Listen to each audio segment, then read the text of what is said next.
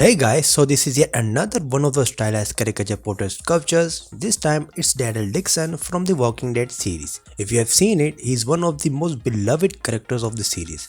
I went up a little bit far and tried to make it a little bit funny. I love to experiment stuffs. At least for Daryl Dixon himself, I've used the reference a lot for this sculpture, and the main inspiration for the face of the Daryl was from this concept artist. The concept I think is from the game Dead Stranding. I just pick up the face style and his body type and convert it into a Walking Dead character. I have made the whole video about how to use references properly. I highly recommend you check out that video also after watching this. At the moment I'm at this stage which is called a blockout. This is my most favorite part of the workflow because I can feel free to do anything.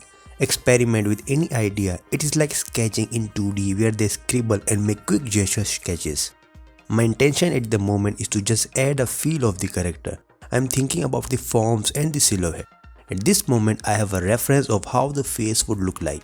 So it helps blocking out the main landmarks of the face. His body shape and chin shape are his distinctive features to add. That is why I am adding just basic primitives and building a foundation to work upon.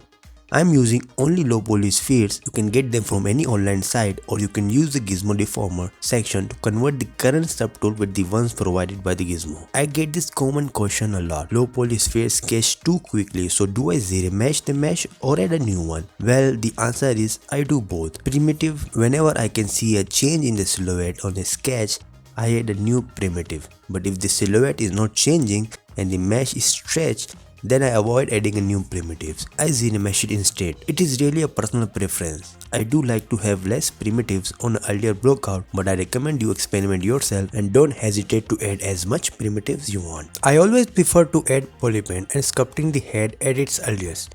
Because what I learned from the masters is that adding polypaint early could also help you see mistakes which you weren't able to see without the polypaint. Painting the eyes early could also help a great deal reading the personality.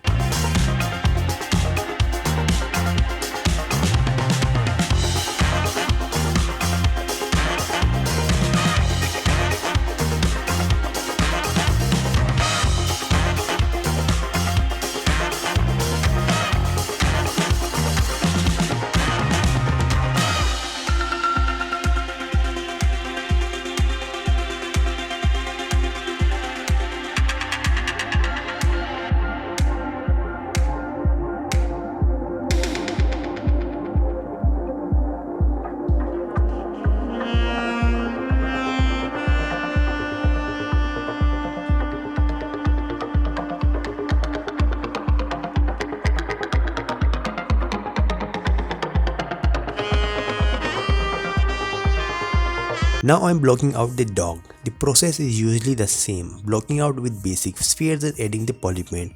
With the dog, I have used many references. Daryl held this loyal dog on his side for many episodes. My main intention was to create the dog in a way which is appealing to look at. I follow the Disney art style on all my characters, so I tried to find Disney style dogs and use these sketches to convert the real dog into a Disney one. This is my common practice. Imagination is the key. Try to imagine a picture and then portray it in 3D. Always plan out your scene, style and pose. Before starting this whole project, I had this picture in my mind.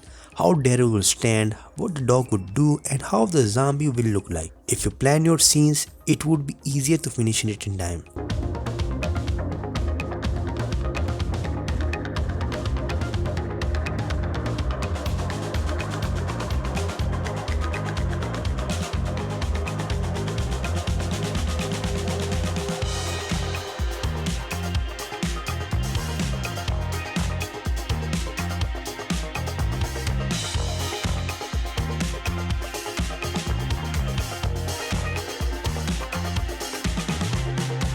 With the zombie, I tried to push forward with my comfort zone.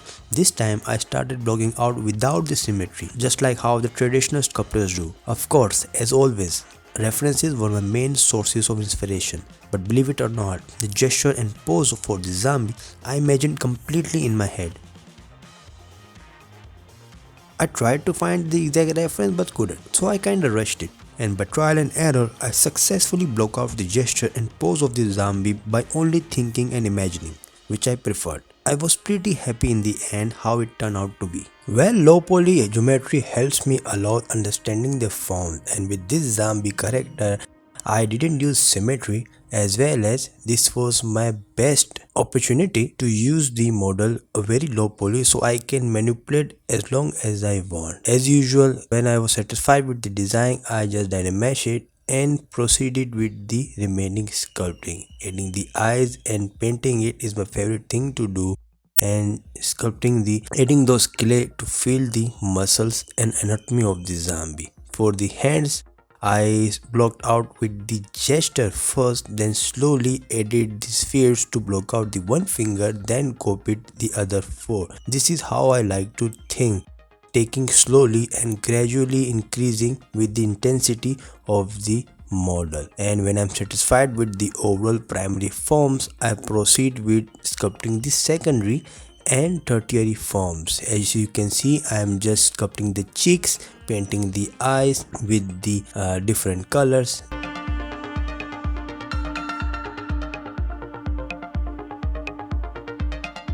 And this time I am using again the polyspheres to block out the teeth.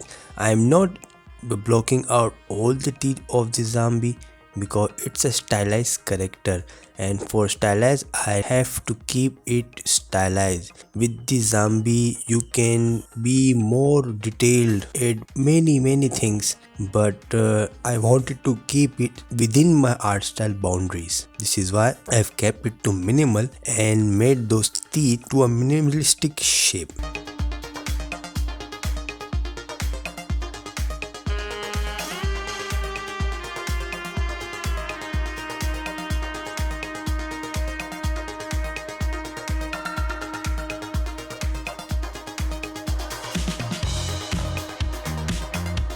Now with the Daryl character, I am doing the final touches of it, and all it remains is the arrow. It is hanging on his shoulder all the time, the arrow which he uses with his bow. And I have used the Z modeler brush to block out the arrow quickly. Z modeler is a great brush to block out the hard surface modeling. It's a bit different from any other 3D softwares, but if you get the hang of it, you will get to use it pretty often, blocking out the hard surface models. And for the dog, I felt like the pose of the dog was too generic, too symmetrical. So this time I went out from my comfort zone and tried to block out the facial expression of the dog, breaking the symmetry, breaking the expression of the face, made him more smiley, cunning smiley, and changing the direction of his eyes made the character whole lot new. And this is what I like about the baking symmetry. As soon as I broke the symmetry, the character started to look very dynamic. I regret that I didn't broke off the symmetry from the Daryl character, but I kinda rushed it. Okay, so this was my final result.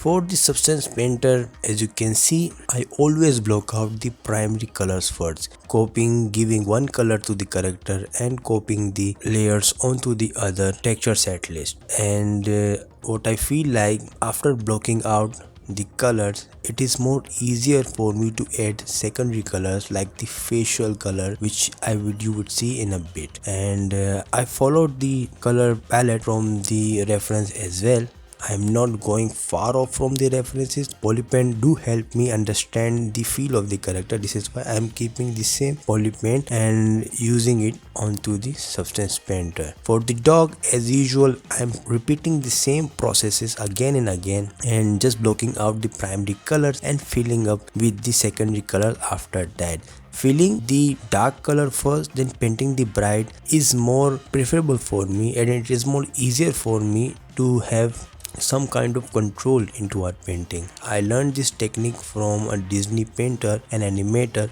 Aaron Blaze. He fills his character with dark colors, then fills them with brighter ones. And this is what I do on all my painting workflows. Either it's a poly paint or substance painter, I fill them first. And I'm almost done with the dog, finished with the dog. And for the final touch up, for the final painting of the zombie, again I'm filling up with the basic color, but this time I wanted to add a color like the plants for the zombie. If you've seen the game, they have this sort of greenish color onto them. It's a cartoonic stylized look. This is I wanted to add the feeling to this character. As usual, I followed the green color as well, but this time I tried to go off from the poly paint, painted it a bit of yellowish tone onto it. I will just paint it in a bit and filling up the mouth with dark color. As usual, this is all have to be done manually. And again, as I said, I'm refilling the remaining body with the yellowish color to give it a more variety into it.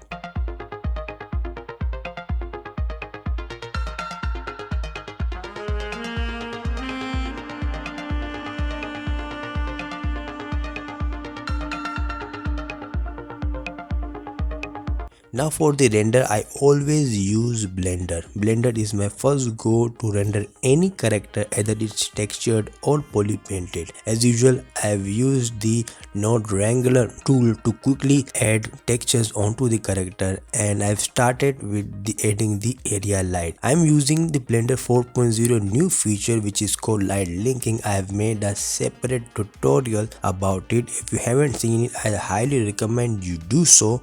It is a great tool for us artists to have complete control on the lighting. I absolutely love this lighting feature, and I now use this feature on all of my characters. And as usual, I am completely finished with the character. This is how it turned out to be, and this is the final render. I hope you like this video. Please drop a comment, like the video, share this video with anyone, and I will see you on the next video. Please take care.